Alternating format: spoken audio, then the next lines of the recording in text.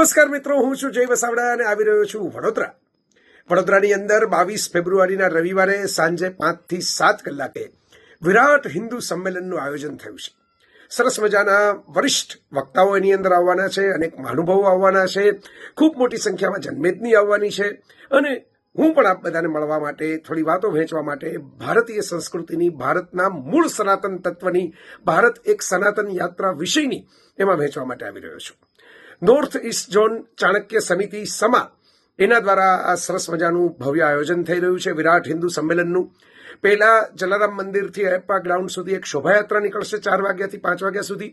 પછી બધા કાર્યક્રમો થશે ગ્રાઉન્ડની અંદર અને પછી ગાયત્રી પરિવાર દ્વારા દીપ દ્વારા એક સમાપન થશે.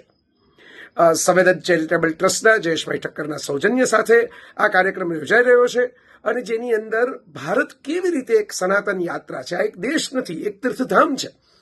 આ દેશને ઋષિઓએ એવી કઈ બાબતો વિચારી જે દુનિયાની અંદર ક્યારેય કોઈએ નહોતી વિચારી. આપણી વારસામાં, આપણા સંસ્કૃતિની અંદર એવું શું છે કે જેને કારણે ભારત આટલા હજાર વર્ષોથી એક સનાતન ધારા બનીને ટકી ગયું છે. મિત્રો, આવી બધી વાતોની કેટલીક સરસ મજાની છણાવટ આજની પેઢીને પણ ગમે, મજા પડે અને એમને પણ ભારત માટે એક નવી રીતે ગૌરવનો અનુભવ થાય એવી રામની, કૃષ્ણની, શિવની, દુર્ગાની અને માત્ર ભગવાનોની જ નહીં, આપણા પોતાની જીવનશૈલીની, આપણા જીવન મૂલ્યોની એવી સરસ મજાની વાતો લઈને હું આવવાનો છું.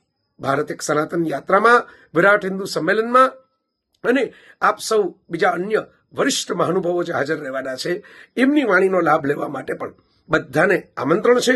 મારો પણ બધાને નમ્ર અનુરોધ છે કે આવો અને 22 ફેબ્રુઆરીએ સાંજે 5 થી 7 અયપ્પા ગ્રાઉન્ડ વડોદરા ખાતેના આ વિરાટ હિન્દુ સંમેલનને સફળ બનાવો.